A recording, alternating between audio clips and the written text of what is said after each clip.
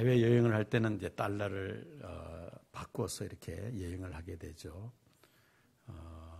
달러를 바꾸었을 때 자주 보는 그 사진이 하나 있습니다. 한번 올려주십시오. 바로 저분입니다. 저분의 이름이 무엇일까요? 벤자민 프랭클린. 저분은 미국 대통령을 지낸 적도 없는 사람인데 보통 저렇게 지폐에 얼굴이 오르려면 뭐 대통령을 지냈다든지 사회적인 아주 저명한 인사 같은 경우에 얼굴이 올라가는데 달러 중에서도 이제 가장 값비싼 달러가 100달러 지폐 아닙니까? 저 100달러 지폐에 저분의 얼굴이 들어가 있습니다. 벤자민 프랭클린. 이분이 어떤 일을 과거에 벌였느냐면은 지금의 가로등의 시조라고 볼 수 있는 집 밖에 등불 켜기 운동을 이분이 벌였습니다. 지금으로부터 300년 전 이야기입니다. 야간 범죄를 예방하기 위해서 골목마다 빛을 비춰 어둠을 물리치자는 그런 의미에서 각자 집 바깥에 등을 켜두자는 것이었습니다. 그는 예쁜 등을 하나 준비해서 집 앞 선반에다가 올려두어서 밤이 되면은 거기에 불을 켰습니다. 동네 사람들은 그의 집 앞을 지나갈 때마다 이상하게 여겼습니다. 지금처럼 전기가 생산되는 그런 시대가 아닙니다. 기름을 넣어서 불을 밝히는 그러한 등입니다. 등불은 통상 집 안에 두는 것인데 이 벤자민 프랭클린은 집 바깥에다가 이 불을 켜두었던 것입니다. 그래서 사람들이 그 길을 집 앞을 지나갈 때마다 이상하게 생각을 합니다. 저렇게 기름을 낭비하는 일이 아니냐라고 사람들은 생각을 했다는 것입니다. 그런데 프랭클린은 계속해서 저녁마다 그 집 바깥의 선반에다가 이 등불을 켜두었던 것입니다. 한 주가 지나고 두 주가 지나고 한 달 지납니다. 그래도 계속해서 밤마다 이 등불에 불을 켜놓았다는 것입니다. 그러자 동네 사람들이 점차 깨닫기를 시작합니다. 전에는 밤에 길을 가다가 넘어질 때가 있었는데 그 옆을 지나갈 때는 사람들이 넘어지는 법이 없습니다. 또 멀리서도 그 등불을 보고 자기가 가고자 하는 그 목표 지점을 잘 찾을 수가 있었던 것입니다. 동네 사람들은 이 프랭클린처럼 한 사람 두 사람씩 집 바깥에 선반을 설치해서 등불을 켜는 사람들이 늘어나기 시작합니다. 동네 밤거리가 점점 밝아졌다는 것입니다. 이것이 이제 더 발전해서 오늘날 가로등이 되었다는 것입니다. 네, 저렇게 가로등이 밤거리를 환히 비춰주고 있습니다. 우리나라 같은 경우는 이 밤거리 가로등이 굉장히 많이 설치되어 있는 나라입니다. 그 동남아시아 가난한 나라들 가면은 밤이 캄캄합니다. 왜? 전기가 부족하니까 밤에 저렇게 불을 켜둘 수가 없는 것이죠. 밤에 불을 켜두지 아니하면은 가로등에 정말 우리가 밤에 다니기가 어렵습니다. 우리는 늘 그렇게 살고 있기 때문에 그걸 못 느끼는데 얼마나 이게 밤길을 밝힌다는 것이 얼마나 중요한 일인지 모릅니다. 캄캄한 밤에 이 등불이 있음으로 인해서 우리가 밤길을 쉽게 걸어갈 수 있다는 것이죠. 자, 요한복음 1장 5절 말씀입니다. 빛이 어둠에 비치되 어둠이 깨닫지 못하더라. 예수님이 이 세상에 오셨을 때에 그때 이 세상은 캄캄한 흑암과 같은 세상이었다는 말이죠. 말씀하시는 하나님께서 각 시대마다 사람을 세우셔서 그 사람을 통하여 말씀하셨습니다. 아브라함으로부터 시작되는 이 족장 시대에는 족장에게 하나님은 말씀을 하십니다. 그러다가 이제 출애굽할 때에 모세 시대 때는 하나님께서 모세를 통하여 말씀하십니다. 이스라엘 백성들이 광야길을 거쳐서 이제 가나안 땅에 정착하게 되죠. 가나안에 정착한 후로는 하나님께서 사사를 세우셔서 사사를 통하여 말씀하셨습니다. 사울부터 시작되는 이스라엘의 왕정 시대에는 하나님께서 여러 선지자들을 세우셔서 선지자들을 통하여 하나님께서 말씀하셨습니다. 그리고 그 말씀을 이루어 나가신 것입니다. 그러나 말라기 선지자를 끝으로 예수님 오시기 전까지 약 400년 동안 선지자가 없는 그런 시대가 되었습니다.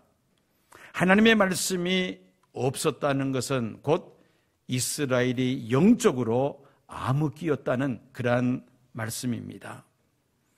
영적 암흑기에서 이스라엘은 종교적인 면뿐만 아니라 사회 전반적인 면에 있어서 절망적인 그러한 상황이었습니다. 우선 정치적으로 볼 때 로마의 식민 지배를 받고 있었습니다. 군사적으로는 절대 우위에 있었던 로마 제국의 군대가 가이사랴에 주둔하면서 로마 총독부를 통하여 이 로마 군대가 이스라엘을 실제로 통제하고 있었던 것입니다.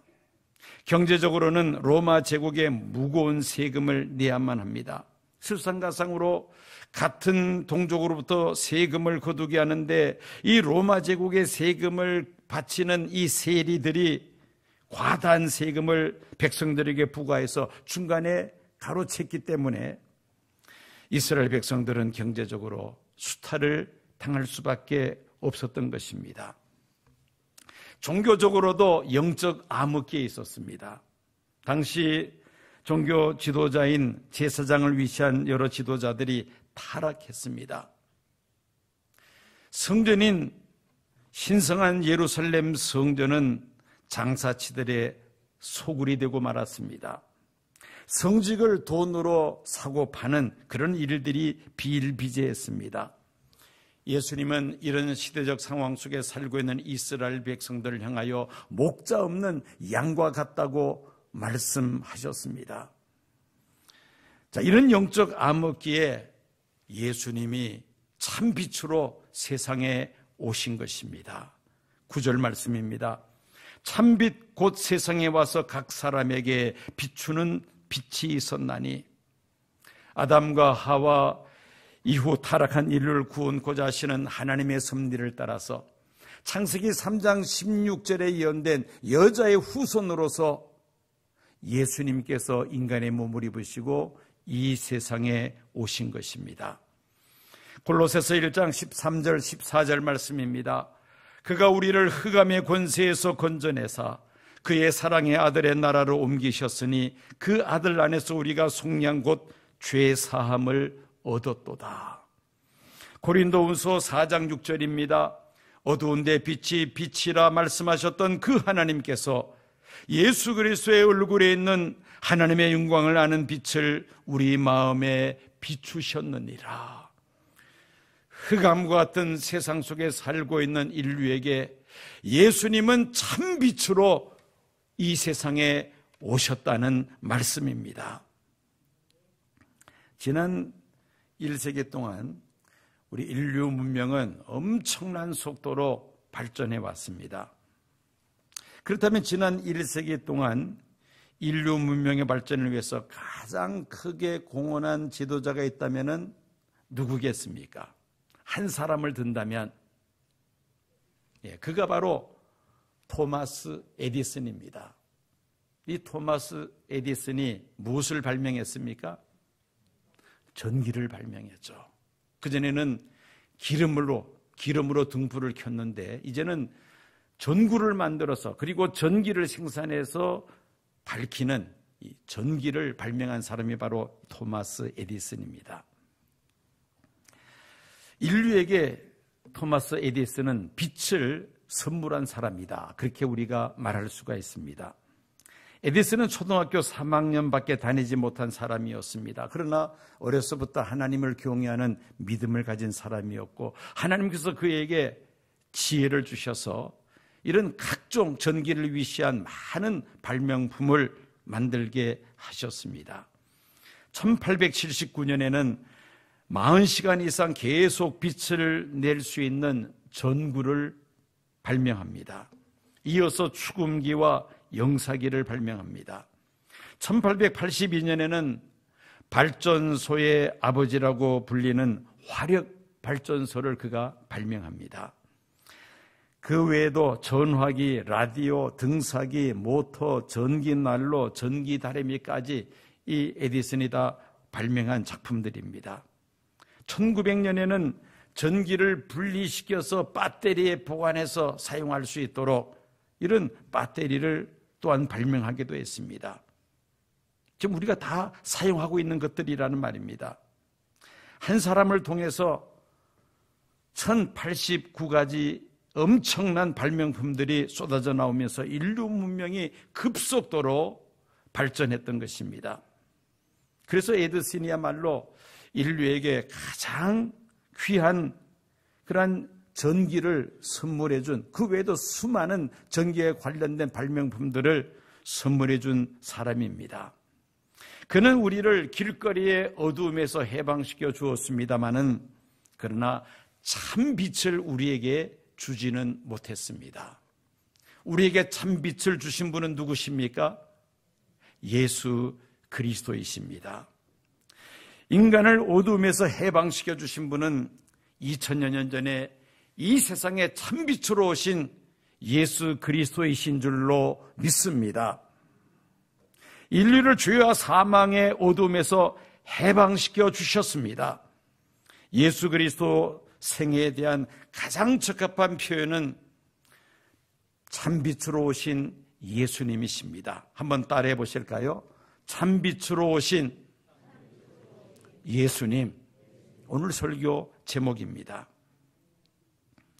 그 말씀이 바로 요한복음 1장 9절에 있습니다. 참빛 곧 세상에 와서 각 사람에게 비추는 빛이 있었나니. 세상에는 다양한 종류의 빛들이 있습니다. 크게 우리가 분류를 해본다면 이성의 빛, 지성의 빛, 감성의 빛, 이렇게 우리가 구분해 볼 수가 있습니다. 이성의 빛 아래에서 양심과 도덕이 개발이 됩니다. 지성의 빛 아래에서 인문과학, 자연과학, 그리고 사회과학이 발달했습니다. 오늘날 최첨단의 과학 문명의 발달은 이 지성의 빛 아래에서 이루어진 업적이라고 말할 수 있습니다. 감성의 빛 아래에서 음악과 미술과 무용 등 각종 예술이 발전해 왔습니다.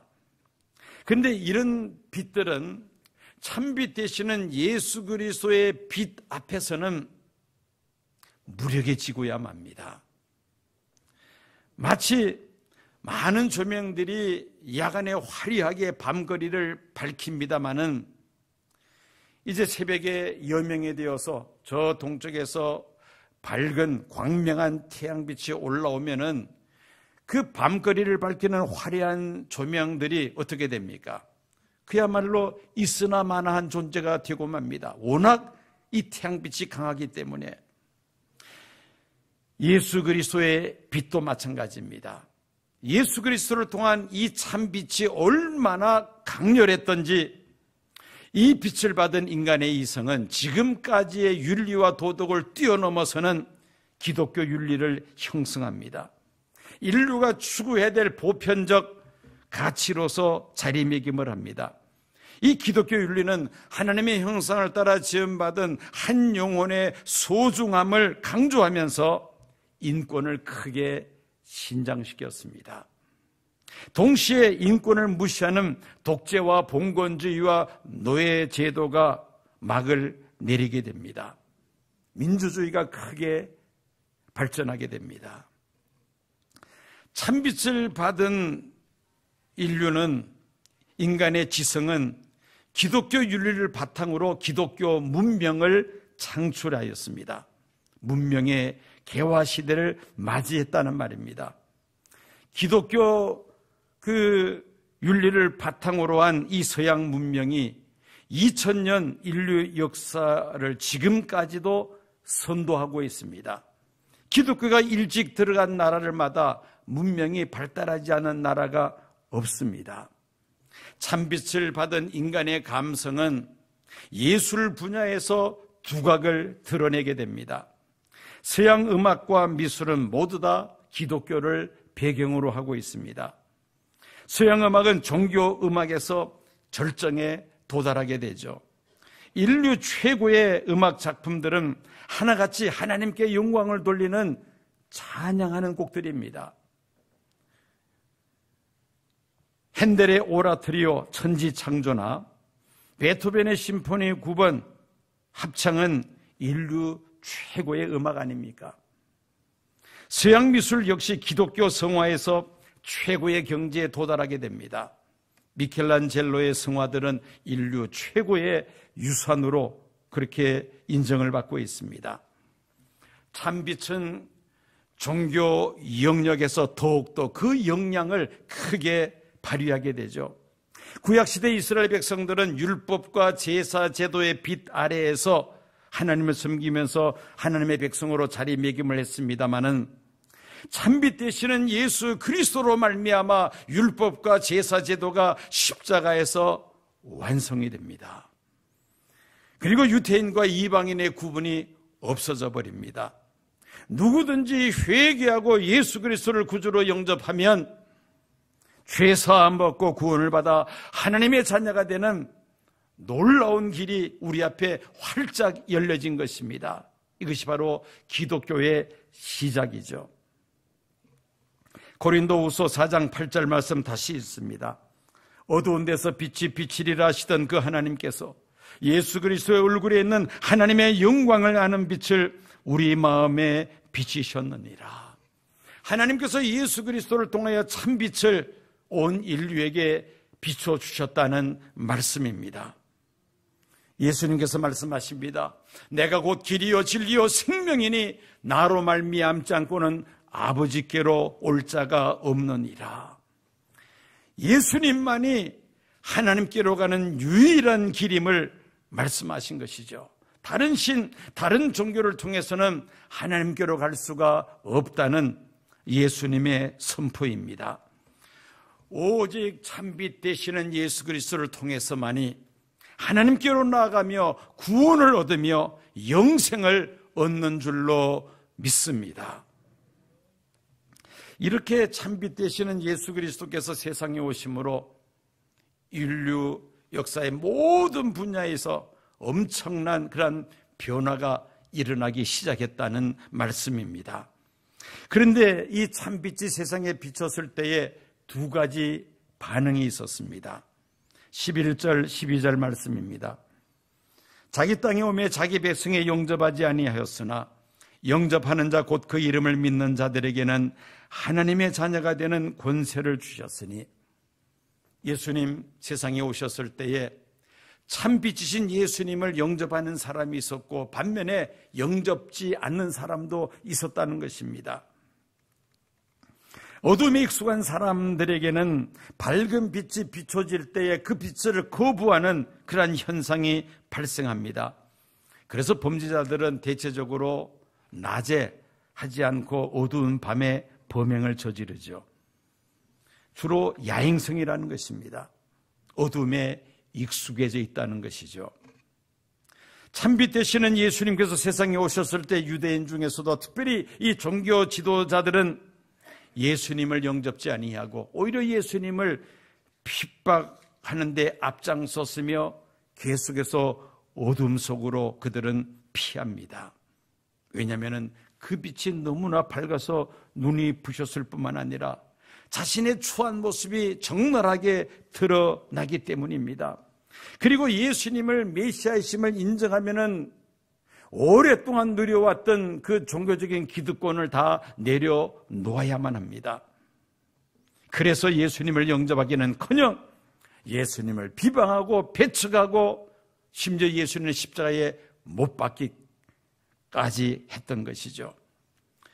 그러나 반대로 비록 어둠 속에 살았지만은 메시아 오심을 간절히 사모하면서 하나님 나라 임하기를 기다렸던 경건한 믿음의 사람들은 참빛 되시는 예수님을 영접하고 빛 가운데로 나왔으며 예수님이 이 세상의 참빛이심을 담대하게 증거하였던 것입니다. 그 대표적인 케이스가 시몬을 들 수가 있습니다. 의롭고 경건하여 이스라엘의 위로, 즉 메시아 오심을 간절히 기다리던 시몬, 요셉과 마리아가 아기 예수를 품에 안고 모세의 법대로 정결 예식을 행하기 위해서 성전에 들어왔을 때에 그 아기가 바로 메시아라는 사실을 이 시몬은 깨달았던 것입니다. 누가복음 2장 30절에서 32절까지 말씀입니다. 내 눈이 주의 구원을 보았사오니 이는 만민 앞에 예비하신 것이요 이방을 비추는 빛이요 주의 백성 이스라엘의 영광이니이다. 바로 이 아기가 우리가 그토록 기다려왔던 참빛 메시아이심을 증거했던 것입니다. 그때 또 예루살렘 성전을 떠나서 주야로 금식하며 기도함으로 하나님을 섬겼던 안나 여선지자가 있었습니다. 그도 역시 아기 예수를 보는 순간 이 아기가 바로 메시아라는 사실을 깨닫고는 성전에 있는 많은 사람들에게 이 아기가 메시아라고 증거하며 그 아기 예수를 영접했던 것입니다. 광야에서 메시아 오심을 외치면서 주의 길을 곧게 하던 세례 요한, 예수님께서 세례받기 위해 요단강에 찾아오셨을 때에 그는 예수님에 대하여 담대하게 증거합니다. 보라, 세상 죄를 지고 가는 하나님의 어린 양이로다. 구약 성경에 예언된 바로 메시아라는 사실을 그가 담대하게 증거했던 것입니다. 이처럼 참빛이 이 세상에 오셨을 때에 거부하는 사람이 있는 반면에 영접하는 사람이 있었던 것처럼 오늘날도 마찬가지죠. 전도할 때에 예수님이 구세주이심을 믿고 영접하는 사람이 있는 반면에 끝까지 거부하는 그런 사람들도 있습니다. 이 참빛을 받은 사람들에게는 놀라운 변화가 일어납니다. 첫 번째로 일어나는 변화는 나 자신이 누구인지를 새롭게 발견하게 됩니다.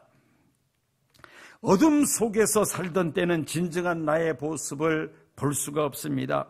내가 어디서 왔으며 무엇을 위해서 살아야 하고 어디로 가야 하는지를 알지 못한 채 세상에서 방황하며 살고 있었습니다. 그런데 밝은 빛, 참빛 앞에서 비로소 나의 모습을 발견하게 되죠. 한밤중에 불이 꺼져 있는 방 안에 아무리 거울을 들여다봐야 내 모습을 볼 수 없습니다마는 전기 스위치를 올리면은 불이 환히 켜지면서 거울을 통하여 내 모습을 적나라하게 볼 수가 있습니다.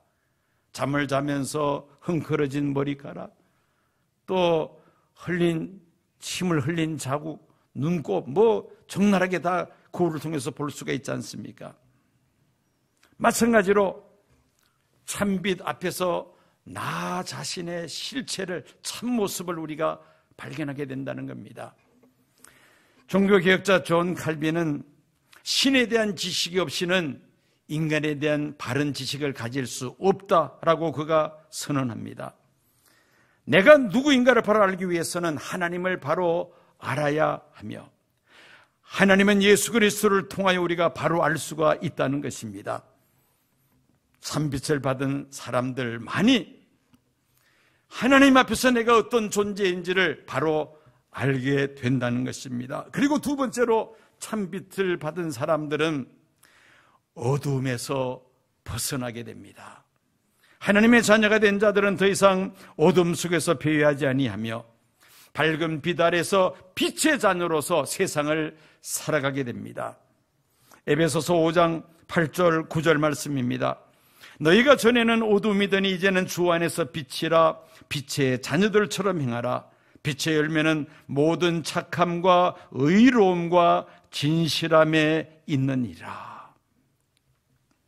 지금으로부터 140년 전 기독교가 우리 한반도에 들어올 때만 하더라도 이 한반도는 그야말로 캄캄한 그런 어둠 속에 있었습니다. 정치적으로, 경제적으로 모든 분야에 있어서 심지어 영적으로 아주 암흑기였다는 것입니다. 우상 숭배뿐 아니라 온갖 미신과 주술 신앙이 성행했습니다. 이 도봉 1동에 성황당이 있지 않습니까? 그처럼 실은 각 마을마다 성황당이 다 있었습니다. 오래된 고목 앞에 가서 복을 비는 성황당이 있었다는 것이죠. 점쟁이 집에 사람들이 줄을 섰습니다. 연초가 되면 골목마다 토정빅을 보는 사람들이 진을 치고 있었습니다. 또 저녁마다 무당들이 굿하는 소리가 동네 여기저기서 끊이질 않았습니다. 그러나 우리나라에 기독교가 들어오고 교회가 많이 들어서면서 미신과 우상 숭배가 타파가 됩니다.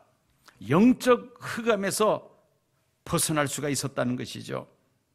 한반도에 참빛이 비침에 어둠이 점차 사라지기를 시작했다는 것입니다. 대한민국의 영적 어둠이 거치면서 국민의식이 크게 변화됩니다. 국가 경제가 엄청난 속도로 발전을 거듭하다가 드디어 금년에는 세계 속에서 국력 6위의 나라로 크게 우리나라가 발돋움하게 되었습니다. 어떻게 해서 이런 일이 가능합니까? 어둠이 거치니까 이런 일이 가능하다는 것이죠. 세 번째로 참빛이 비춰지면 인생의 새로운 목적과 목표를 가지게 됩니다. 이 참빛을 받기 전에는 나를 위하여, 출세 성공을 위하여 세상을 살아갑니다. 그런데 참빛 되시는 예수 그리스도를 구주로 영접하면 이제는 나 자신을 위해서, 썩어질 세상 것을 위해서 사는 것이 아니라 하나님의 영광을 위하여 살아야 된다는 사실을 깨닫게 되죠. 삶의 목적이 바뀐다는 겁니다. 나 자신을 위하여, 세상 추세 성공을 위하여 살고자 했습니다마는 참빛을 받은 이후에는 이제는 나를 지으시고 이 우주를 창조하신 하나님의 영광을 위하여 살아야 한다는 삶의 목적이 바뀌게 됩니다. 목적이 바뀌면 목표들도 다시 재설정하게 됩니다. 이런 놀라운 변화가 참빛을 받은 성도 안에서 일어난다는 말씀입니다. 낮은 곳에 임하소서라는 영화의 주인공 안유한 목사님의 그 간증 속에 이런 이야기가 있습니다. 한번 사진을 올려주실까요? 바로 이분입니다. 자, 이분이 이제 처음에 이 시력을 잃었을 때에 굉장히 낙심을 합니다. 그렇잖아요. 우리가 이 신체 장애 중에서 가장 힘든 장애가 앞을 못 보는 거 아니겠습니까? 물증이 앞을 보다가 갑자기 눈 시력을 잃어버리고 말았습니다. 그렇지만은 예수 그리스도를 만나 마음의 평정을 되찾고 그리고 목사 되기 위하여 신학교에 입학을 했습니다. 열심히 공부하고 있었습니다. 인천의 국립결핵요양소에 꽃시계 동산이 있는데 거기가 그렇게 아름답다는 그런 소문을 듣고는 그 친구에게 부탁을 해서 나를 그곳으로 좀 데려가 달라고 부탁을 합니다. 그의 원대로 어느 청명한 가을날 이 국립결핵요양소를 이 안요한이 방문을 하게 됩니다. 햇볕이 따사롭고 국화꽃이 만발하여 향기가 진동하는 그러한 때였습니다. 비록 앞이 보이지는 않지만은 그 국화 향기를 맡으면서 그 과거에 보았던 그 아름다운 모습을 머릿속으로 연상을 하며 행복한 표정을 짓고 있었습니다. 그때 옆에 있던 친구가 손을 끕니다. 뒤에서 어떤 사람이 자네를 부르고 있다는 겁니다. 그래서 그 친구의 손에 끌려서 이 안요한을 찾는 사람 앞으로 다가갑니다. 벤치에 앉았습니다. 앞에 사람 하나가 서 있는데 자기를 뚫어지게 쳐다보고 있는 그런 사람이 앞에 있었던 것입니다. 이 안요한의 친구가 기다리다 못해 그 사람에게 이렇게 말합니다. 불렀으면은 말을 해야죠. 왜 그렇게 뚫어지게 쳐다만 보고 있어? 했더니만은 그제서 이 사람이 말을 뗍니다. 선생님, 사는 것이 그렇게 즐겁습니까? 난 결핵 3기 환자로 이 병원에 있는 환자입니다. 지금 당신 얼굴을 보니까 그렇게 행복해하는 그런 모습인데 사람이 저렇게 행복할 수 있을까? 저렇게 기쁜 얼굴 모습을 하고 있을까 하는 그런 생각을 내가 가지게 되었습니다. 가만히 보니까 앞을 못 보는 분인 것 같은데 아니 그렇게 소경이면서 그렇게 행복해 할 수가 있느냐고 그 비결을 나한테 좀 알려달라고 그렇게 이 안요한에게 말을 합니다. 안요한은 아무런 대꾸도 하지 않고 그냥 빙긋이 웃고만 있었습니다. 또다시 그 앞에 서 있던 그 환자가 이렇게 말합니다. 그렇다면 선생님 이름과 주소를 좀 알려주시오. 안요한은 그 환자에게 자기 이름과 집 주소를 알려주었습니다. 일주일 후에 그 사람으로부터 편지가 왔습니다. 그 편지에 이런 내용이 기록이 되어 있었습니다. 선생님을 만난 날이 제게는 새로운 날이 되었습니다. 저는 결핵 3기 환자라 아무리 약을 먹어도 낫지 않아 삶을 포기하고 살았는데 소경이면서도 그렇게 기뻐하는 당신의 모습을 보고 제가 새로운 희망을 얻었습니다. 그래서 열심히 약을 먹고 건강을 조금씩 되찾아가고 있습니다. 요즘은 기분도 좋아지고 있습니다. 한 가지 물어보겠습니다. 무엇이 당신을 그토록 기쁘게 했습니까? 소경이면서도 그렇게 기쁘게 사는 비결을 나에게 꼭 알려주십시오. 그런 편지를 받습니다. 안요한은 바로 답장을 써서 보냅니다.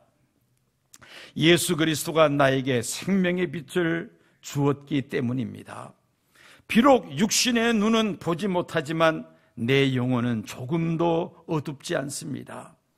오직 예수가 내게 생명의 기쁨과 희열을 안겨주었기 때문입니다.